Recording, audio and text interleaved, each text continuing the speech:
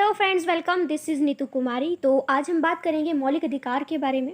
मौलिक अधिकार की जो डिटेल वीडियो है वो बनाकर मैं अपलोड कर चुकी हूँ, जिसमें मैंने पूरा कॉन्स्टिट्यूशन भी समझाने की कोशिश करी है।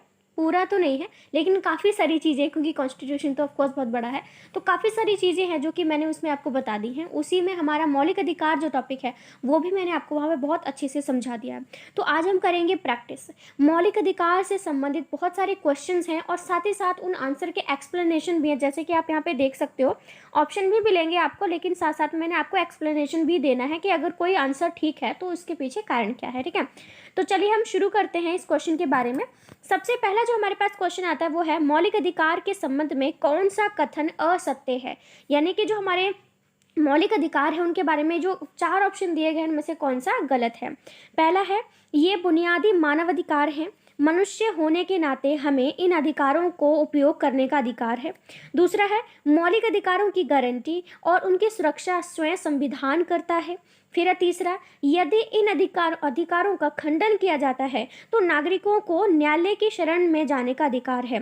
और फोर्थ ऑप्शन है, मूल अधिकारों में परिवर्तन करने के लिए संविधान में संशोधन करने की आवश्यकता नहीं होती है। तो इतना तो आपको अच्छे से समझ में आ ही गया होगा कि इसका जो राइट आंसर है वो हमारा ऑप्शन नंबर डी ही है। क्योंकि अगर आपके मौलिक अधिकार जो भी दिए गए हैं उनमें कोई चेंज करना होता है तो हमें उसमें अमेंडमेंट करना ही पड़ता है, संशोधन करना ही पड़ता है। लेकिन ये जो सेंटेंस है वो ये कह रहा है कि हमें संशोधन करने की कोई ज़रूरत ही नहीं होती, लेकिन ये पॉइंट बिल्कुल गलत है। ठीक है, तो अब इसके हम एक्सप्लेनेशन की बात करते हैं।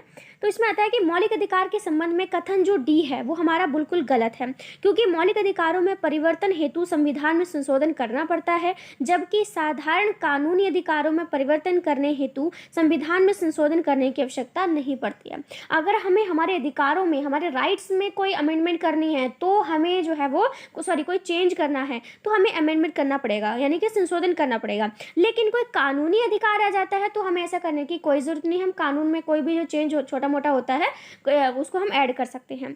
मौलिक अधिकार नागरिकों को राज्य द्वारा प्रदत्त अधिकार हैं जिनका सामान्य परिस्थितियों में उल्लंघन नहीं किया जा सकता। मूल अधिकारों को यह नाम इसलिए दिया गया है क्योंकि इन्हें संविधान के अनुच्छेद 12 से 35 में गारंटी एवं सुरक्षा प्रदान की गई है। ये मूल इसलिए भी हैं क्योंकि ये व्यक्ति के लिए चहुमुखी विकास, यानी कि व्यक्ति का जो व्यक्ति है उसका चौतरफा जो विकास है वो उसका होएगा। ठीक है, चाहे उसका भौतिक हो विकास, चाहे वो बौद्धिक हो या नैतिक हो या फिर आध्यात्मिक हो। तो जो हमारे मौलिक अधिकार हैं वो हमारे ओवरऑल डेवलपमेंट के लिए बहुत ज़्यादा नेसेसरी है, इसलिए इनको बेसिक जो राइट हैं वो कहा गया है, जो कि हमारे अनुच्छेद जो 12 है, 12 से 35 के बीच में इन्हें हमें दिया गया है। ठीक है, नेक्स्ट क्वेश्चन हमारे सामने आता है कि इस तरह से आएगा। ठीक है, भारतीय संविधान के मौलिक अधिकारों के संबंध में निम्नलिखित कथनों पर विचार कीजिए। जो भारतीय मौलिक अधिकार हैं, आपको 2 ऑप्शन दिए गए, इनमें से बताना है कि कौन से ये ठीक हैं, गलत हैं, कुछ भी है। ठीक है, यहाँ पे है पहला ऑप्शन है, भारतीय संविधान में मौलिक अधिकारों को सूचीबद्ध किया गया है और उनकी सुरक्षा के लिए विशेष प्रावधान किए गए हैं। दूसरा है, मौलिक अधिकारों की गारंटी के लिए भारतीय संविधान ने स्वयं उपबंध किए हैं जो सामान्य कानूनों के संरक्षण से भिन्न हैं। तो इसका राइट आंसर क्या हो जाएगा? इसका जो हमारा डायरेक्ट राइट आंसर की बात करते हैं तो वो ऑप्शन नंबर सी हो जाएगा, यानी कि ए और जो 2 है ये बिल्कुल हमारे सही हैं। क्योंकि भारतीय संविधान ने जो मौलिक अधिकार दिया है तो उनकी सुरक्षा की जिम्मेदारी भी संविधान ने ही उठाई है। और दूसरा है कि मौलिक अधिकारों की गारंटी के लिए भी भारतीय संविधान काम करता है और उसको कानूनी सुरक्षा देता है, कानूनी संरक्षण उसको प्रदान करता है। ठीक है, इसके पीछे अगर हम रीज़न जाने तो हमारा रीज़न आता है कि भारतीय संविधान के मौलिक अधिकारों के संबंध में दिए गए दोनों कथन, यानी कि 1 और जो 2 है वो बिल्कुल सही है। भारतीय संविधान में उन अधिकारों को सूचीबद्ध किया गया है जो मनुष्य के लिए सुरक्षा देने योग्य हैं, इन्हें मौलिक अधिकार की संज्ञा दी गई है। मौलिक अधिकारों का महत्व अत्यधिक है तथा यह सुनिश्चित किया जाता है कि सरकार भी इनका उल्लंघन ना कर सके। ऐसा ना हो कि कोई हमारे प्रधानमंत्री बैठे हैं और जो मर्जी हो किसी का भी अधिकार छीन सकते हैं, ऐसा उनको भी राइट नहीं है। ठीक है, मौलिक अधिकार अन्य सामान्य अधिकारों से भिन्न हैं, जिस कारण इन अधिकारों की सुरक्षा की गारंटी स्वयं संविधान के द्वारा की जाती है। ठीक है, नेक्स्ट हमारे पास क्वेश्चन आता है, भारतीय संविधान के भाग 3 में हमारा है लिखा है कि ऊपर कथनों पर विचार कीजिए। वही है, 2 स्टेटमेंट आपको दी गई हैं। देखिए, मैं कहना चाहूँगी कि अभी तक हमने जितने भी मौलिक अधिकारों के बारे में ज़्यादातर वीडियो मैंने भी देखी हैं, तो उनमें कुछ बेसिक जो नॉर्मल जो चीज़ें होती हैं कि वो कितने हैं, ये वाला अधिकार किस में दिया गया है, ये वाला कौन से अनुच्छेद में दिया गया है, वो भी ठीक है। लेकिन इस तरह के जो क्वेश्चन होते हैं ना, वो देखो आप देख भी सकते हो कि किस तरह से हमारी जैसे ये ओल्ड एनसीईआरटी का क्वेश्चन है, न्यू जो हमारी एनसीईआरटी उससे भी संबंधित हमारे क्वेश्चन आ जाते हैं। तो इस तरह की जो डिटेल्ड एमसीक्यू क्वेश्चन है वो बड़े लेवल पर जो है आ जाते हैं। तो हमको जो छोटी छोटी चीज़ें वो तो हमें याद ही रहती है, लेकिन इन चीज़ों को समझ के आंसर देना बहुत ज़रूरी है। पहला स्टेटमेंट है, भारतीय संविधान के भाग 3 में मौलिक अधिकारों का प्रावधान मिलता है। दूसरा है, भारतीय संविधान में 7 मौलिक अधिकारों का वर्णन किया गया है। तो बताइए भाई इसका राइट आंसर क्या हो जाएगा? ठीक है, इसका राइट आंसर हमारा ऑप्शन नंबर बी हो जाएगा। ठीक है, यहाँ पे हमसे पूछा है कि कौन सा गलत है। देखिए ऑफ कोर्स पहला गलत ही, जो हमारा ऑप्शन नंबर 2 है वो गलत है। क्यों है? क्योंकि यहाँ पे लिखा है कि 7 मौलिक अधिकार हैं, जबकि आपको पता है कि हमें 6 मौलिक अधिकार दिए गए हैं, हमें कोई 7 मौलिक अधिकार नहीं दिए गए हैं। इतने तो ये भी एक क्वेश्चन है कि कितने मौलिक अधिकार दिए गए हैं। तो अगर यही नहीं पता होगा आपको कि कितने दिए गए हैं, तो आप कैसे उसका आंसर दे पाओगे? ठीक है, इसकी व्याख्या में लिखा है कि दिए गए कथनों में से जो कथन 2 है वो गलत है, असत्य है, क्योंकि भारत के संविधान में नागरिकों के 6 मूल अधिकार दिए गए हैं। यद्यपि भारत के मूल संविधान में नागरिकों को कुल 7 मौलिक अधिकार प्रदान किए गए थे। देखो 7 की बात करते हैं तो ये पहले है, जब शुरुआत में हमारा संविधान बना था ना, तो हमें 7 मौलिक अधिकार दिए गए थे। ठीक है, जिसमें से हमें क्या किया था, संपत्ति का अधिकार भी शामिल था। लेकिन बाद में हमने 44वां संविधान संशोधन किया, जो कि 1978 में हुआ था। तो हमने क्या किया, संपत्ति का जो अधिकार है उसको हटाकर हमने कानूनी अधिकार में रख दिया उसको। इसलिए अगर कोई पूछे कि जब शुरू में संविधान बना उस वक्त हमें कितने मौलिक अधिकार दिए गए थे, या फिर 1978 से पहले कितने मौलिक अधिकार थे, तो वो 7 थे, क्योंकि उसमें हमारा संपत्ति का अधिकार भी था। लेकिन 1978 में हमने 44 जो संविधान संशोधन है वो किया, तो उसके बाद हमने जो संपत्ति का अधिकार है उसको हटा दिया। इसलिए आज के टाइम पे कोई पूछता है तो हमारे 6 मौलिक अधिकारों पे ही आपने टिक करके आना है। ठीक है, नेक्स्ट सवाल हमारे पास आता है, निम्नलिखित में से कौन सा विकल्प मौलिक अधिकारों का सबसे सटीक वर्णन करता है? 4 स्टेटमेंट हैं, जो उनमें से कौन सा है जो कि बिल्कुल बता देगा कि हाँ मौलिक अधिकार है। ऑप्शन पहला है, किसी व्यक्ति को प्राप्त समस्त अधिकार, कानून द्वारा नागरिकों को प्रदत्त समस्त अधिकार, संविधान द्वारा प्रदत्त और सुरक्षित समस्त अधिकार, या फिर संविधान द्वारा प्रदत्त वे अधिकार जिन पर कभी प्रतिबंध नहीं लगाया जा सकता। तो बताइए भाई इसका आंसर क्या होगा?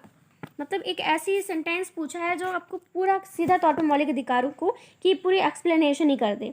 तो इसका जो राइट आंसर है वो हमारा ऑप्शन नंबर सी हो जाएगा, कि संविधान द्वारा प्रदत्त और सुरक्षित समस्त अधिकार। क्योंकि हमारे संविधान ने हमें दिए हैं, लेकिन सुरक्षित भी तो किया गया है। अगर हमें कोई राइट भी दिए गए हैं तो सुरक्षा की जिम्मेदारी खुद ही ने उठा रखी है, कि अगर इन 6 मौलिक अधिकारों में से कोई भी आपके अधिकार को छीनने की कोशिश करता है, उसका हनन करने की कोशिश करता है, तो आप न्यायालय में जा सकते हैं। ठीक है, ये भी प्रावधान किया गया है। तो यही चीज़ एक्सप्लेनेशन है जो मैंने आपको भी बताई थी। हम नेक्स्ट क्वेश्चन की ओर बढ़ते हैं। नेक्स्ट है, निम्नलिखित में से कौन से अधिकार मौलिक अधिकारों की श्रेणी में शामिल है? ठीक है, आपको यहाँ पे अधिकार दिए गए हैं, आपसे पूछा है कि इनमें से कौन से अधिकार हैं जो कि मौलिक अधिकारों की सूची में रखे गए हैं। इस तरह से आपको आगे ऑप्शन मिलने वाले हैं। ठीक है, चलो वैसे तो आपने आंसर देख लिया होगा, क्योंकि हम स्टूडेंट जो होते हैं ना, हमारी जो नज़र होती है बाज की होती है, पूरी बाज की। चलिए, तो इसमें जो हमने अभी देखा वो राइट आंसर हमारा ऑप्शन नंबर जो 3 है वो करेक्ट हो जाएगा, जिसमें लिखा है जो ऑप्शन नंबर 3 है, मैं आपको दिखाई देती हूँ।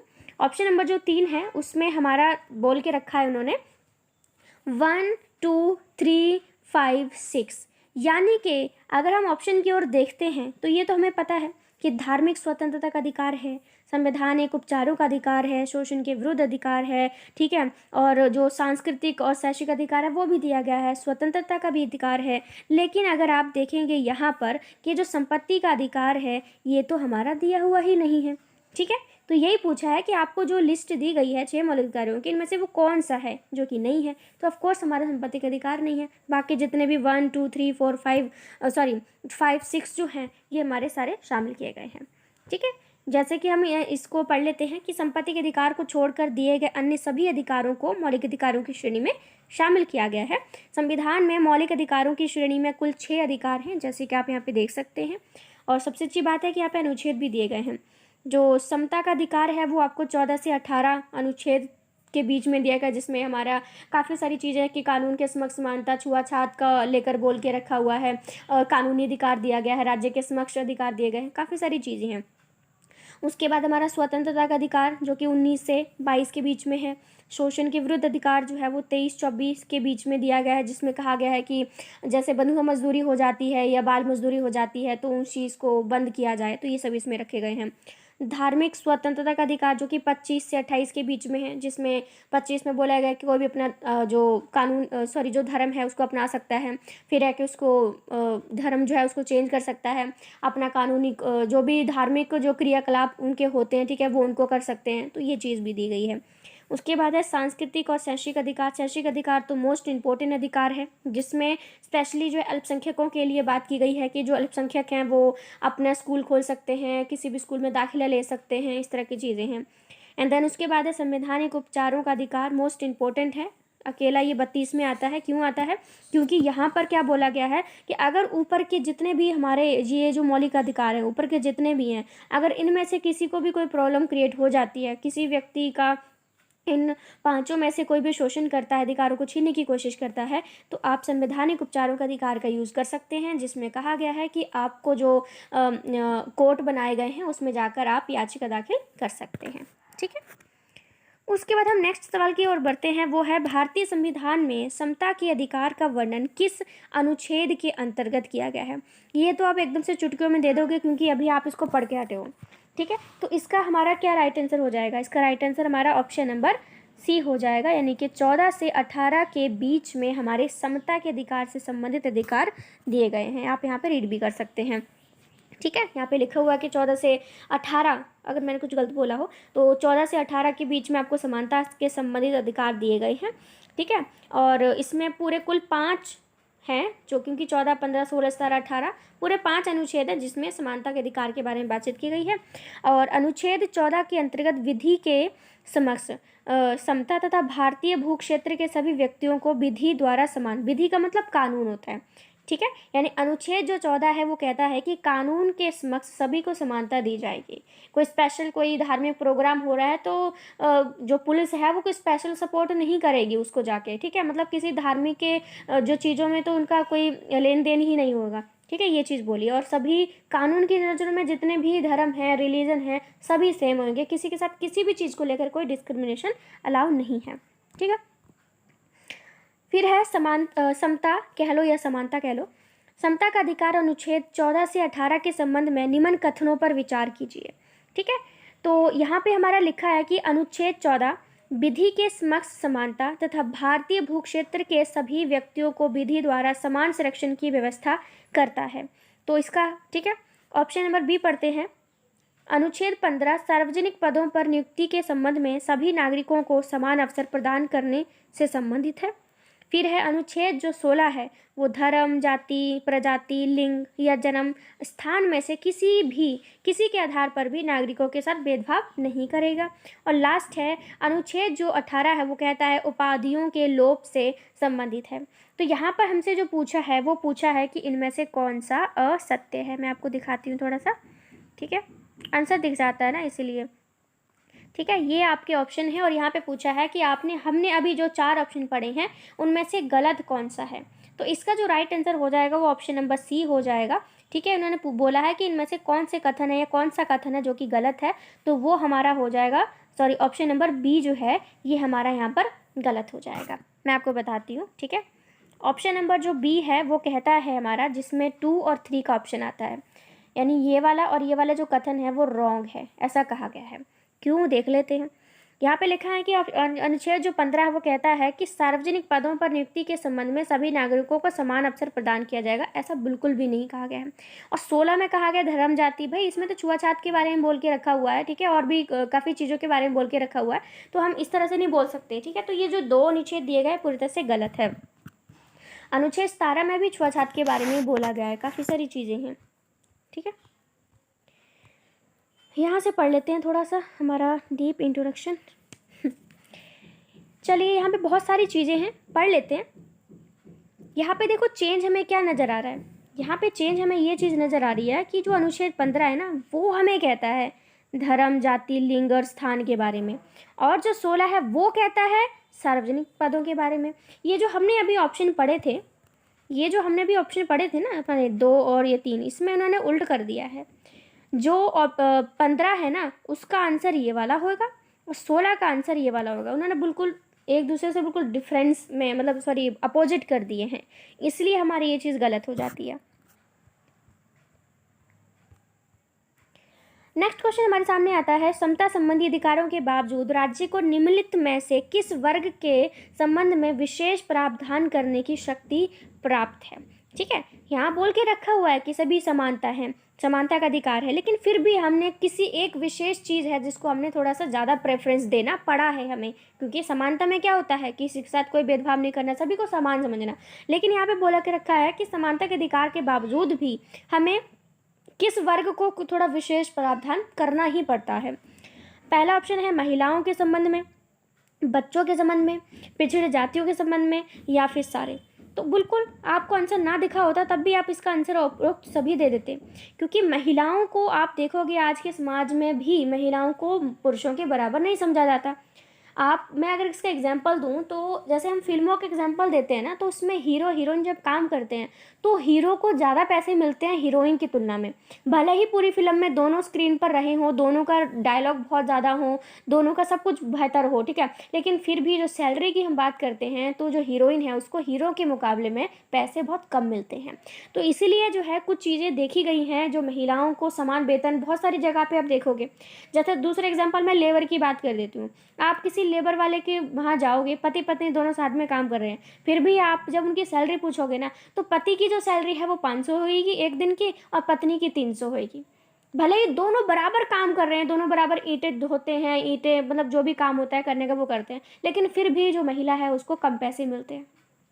इसलिए जो सरकार है उसने समानता का अधिकार तो दिया है, लेकिन फिर भी महिलाओं को थोड़ा समाज में उनकी स्थिति को ऊंचा रखने के लिए ये चीज़ करनी पड़ती है। बच्चों के संबंध में कितने अगवा बच्चे किया जाता है, किडनैप किया जाता है, शोषण किया जाता है, उनका रेप किया जाता है, काफ़ी सारी चीज़ें हैं। बच्चों को एजुकेशन नहीं दी जाती, कई बार पेरेंट्स ही बच्चों को एजुकेशन नहीं देते हैं। स्कूल में विकलांग बच्चा एडमिशन के चला गया, उसको ठीक करने के लिए गवर्नमेंट पैसा देती है, लेकिन माता पिता इतने गरीबी से मजबूर होते हैं कि वो उसके इलाज की बजाय वो अपने खर्चे में खर्च कर लेते हैं। तो बच्चों के संबंध में भी है। पिछड़ी जातियों के संबंध में पहले से कितनी ऐसी जातियाँ हैं जिनके साथ भेदभाव होता रहा है। जैसे हम शूद्र जाति की बात करते हैं तो उनका तो बहुत ही बुरा हाल था। आज के टाइम पे भी जाति के नाम पे झगड़े कौन से ख़त्म हुए हैं। तो ये तीनों ही वर्ग ऐसे हैं जिनके लिए हमें स्पेशल काम करना ही पड़ता है। ठीक है, यहाँ पे देखो हमारा ये भी दे रखा है कि समता संबंधी अधिकारों के बावजूद भी महिलाएं हैं, बालक हैं, अनुसूचित जातियां हैं, जनजातियां हैं, सामाजिक आर्थिक रूप से पिछड़े जो वर्ग हैं, ठीक है, इन सभी को हमें स्पेशल जो चीज़ है वो देनी पड़ती है। इसलिए हमने अनुच्छेद जो 16(4) है वो बनाया गया, जिसमें कहा गया है कि पिछड़े वर्गों के आरक्षण का प्रावधान जो है इसमें कहा गया है कि जो राज्य है जाति के आधार पर भी भेद कर सकता है और इन समुदायों को थोड़ा सा स्पेशल जो ज़रूरी चीज़ें होती हैं वो उसे देनी ही पड़ेंगी, नहीं तो ये बिल्कुल समाज से पिछड़ जाएंगे, इनके लिए तो कोई काम ही नहीं करेगा। ठीक है, उसके बाद है भारतीय संविधान में स्वतंत्रता का अधिकार 4 अनुच्छेदों द्वारा प्रदान किया गया है जो है। ठीक है, अब आपको पता है मैंने ऊपर आपको लिस्ट दिखाई थी जिसमें मैंने बताया था कि इतने से इतने के बीच में आपको स्वतंत्रता का अधिकार दिया गया है। तो 4 अनुच्छेद आपसे पूछे हैं, तो इसका राइट आंसर हमारा ऑप्शन नंबर ए ही हो जाएगा, क्योंकि हम पहले ऊपर रीड करके आ चुके हैं जिसमें लिखा था कि अनुच्छेद जो 19 है उससे लेकर 22 तक जो हमारे अधिकार हैं वो हमारे स्वतंत्रता का अधिकार जो है आपको दिया गया है। ठीक है, बाकी आप यहाँ पे देख भी सकते हैं ये चीज़ है। जैसे थोड़ा सा हम ब्रीफ बात कर लेते हैं।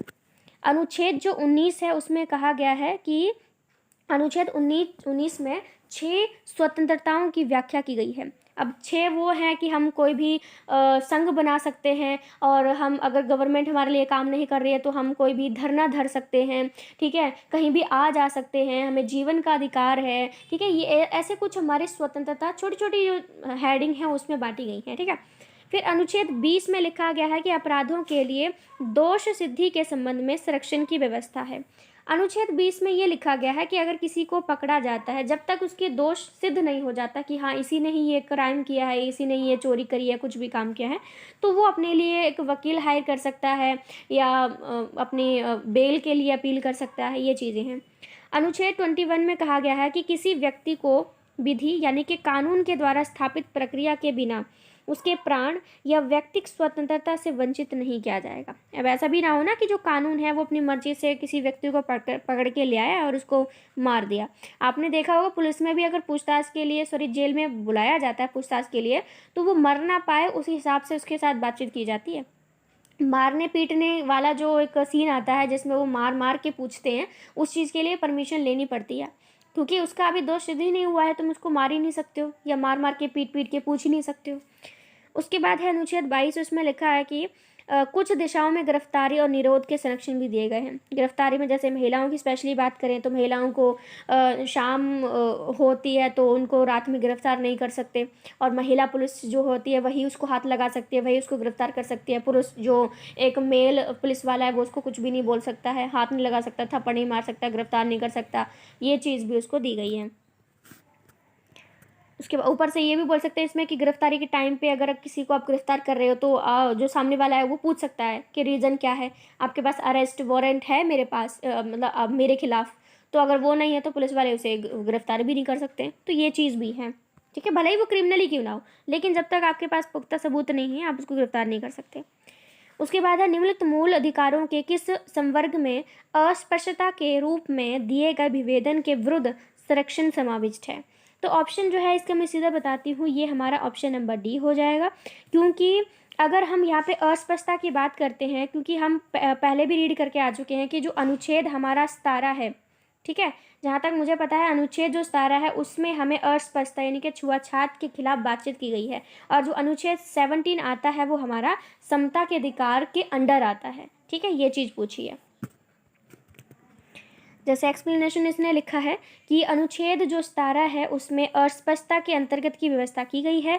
यह अनुच्छेद भारतीय संविधान के भाग 3 में वर्णित मौलिक अधिकारों की सूची में शामिल किया गया है, ठीक है। तो ये मुझे लगता है कि आज हम इतने ही क्वेश्चन को हैंडल करने वाले हैं। मुझे लगता है कि आपको ये चीज़ समझ में आ गई होगी, एक्सप्लेनेशन के साथ भी और लिखा हुआ भी मिल रहा है आपको, ठीक है। तो वीडियो ऑफ कोर्स मुझे लगता है आपको चीज़ समझ में आ गई होगी। So thank you so much friends, अगर मन करे तो लाइक शेयर सब्सक्राइब कर सकते हैं। So thank you so much friends, thank you.